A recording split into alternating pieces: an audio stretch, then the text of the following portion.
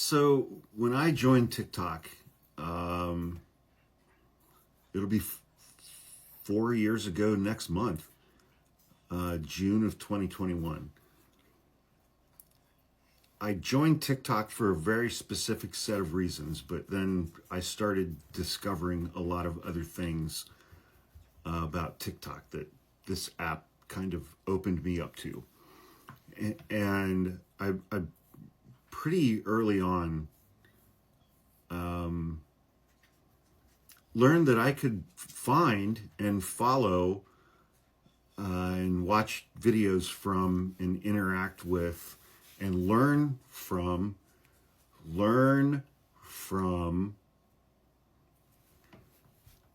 people who aren't like me in the United States, people who don't look like me, people who have not had, excuse me, people who've not had the life experiences that I had growing up in the United States, being a little kid in the 70s, a teenager in the 80s, and college in the 90s, and then beyond. And when I was growing up in the 60s, or excuse me, the 70s and the 80s, when I was a little kid and when I was a teenager,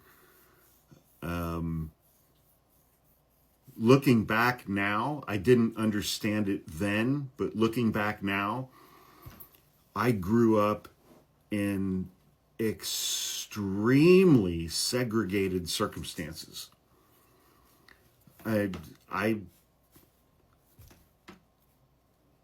I knew one black kid when I was in elementary school, and then I knew two black kids when I was in high school.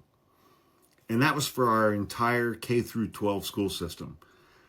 I met my first person who was of Asian descent my senior year of high school. She was a Japanese exchange student. I did not know any Hispanic people, Latino people, until I was in college.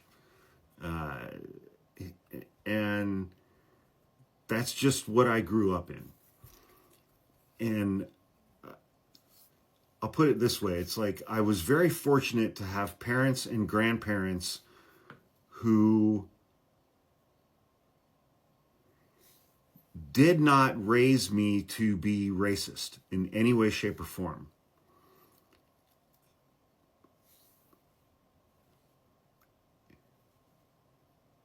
But I was growing up in very, very segregated circumstances. And so it was all just kind of an intellectual exercise, I guess. I mean, it's always going to be that for me. I've spoken multiple times on this app that I was born with every single privilege that this country has to offer except for generational wealth. I didn't earn any of those. It's just because of what I was born as and where I was born and how I grew up in the areas that I grew up in. But being raised to not be racist is not the same thing as I have begun to learn over the last 2 or 3 years, is not the same thing as growing up to,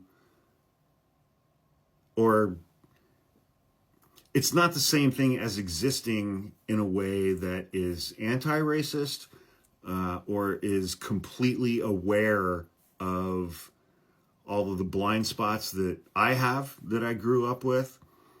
And I mean, I said a few videos ago, I heard a comment from a black woman on this app.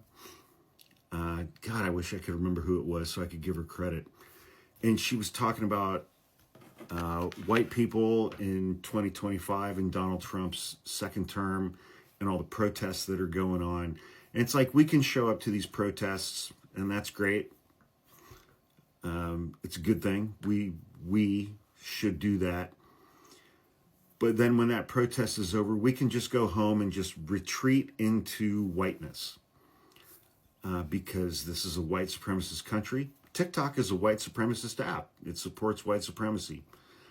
And, you know, we live in this kind of white male dominated patriarchal society, and we can just kind of retreat into that kind of comfort zone. And I try to be conscious of those blind spots that I have, and I don't always get it right.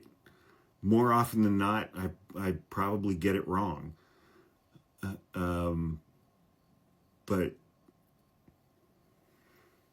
you know, I mean, it's like all you can do is kind of take a deep breath and try to listen without defensiveness. And, you know, as much as you can, set your ego aside. And again, it's like I follow people on this app very intentionally, people who don't look like me, and I watch their videos, and I never, ever, ever, ever dive into their comments and be like, well, that's not me. I'm not like that. Just don't ever fucking do that if you're white. Just don't do that.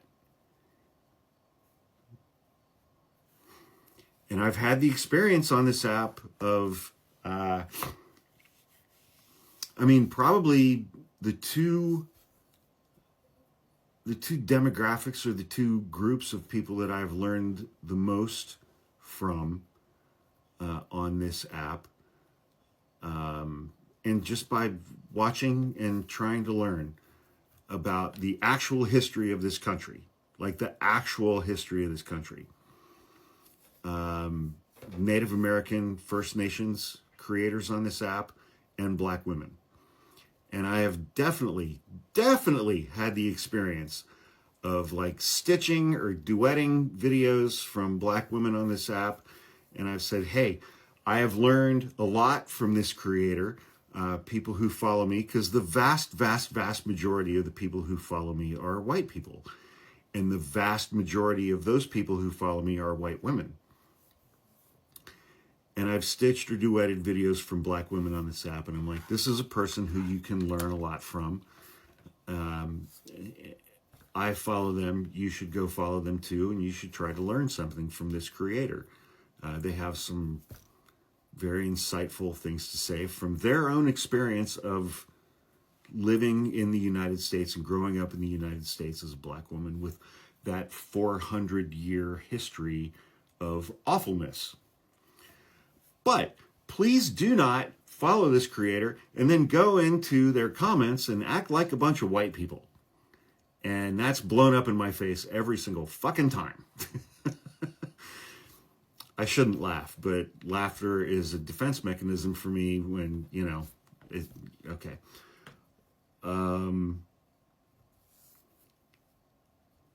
it's like when the context of the times that we're living in right now, it's like Donald Trump and his supporters are very proactively bringing back racism in every fucking way, shape, and form, out in the open, not hiding it, and the misogyny and the bigotry and the transphobia and the homophobia, and goddamn, they hate disabled people. And they're just like, here it is, man, out in the open. And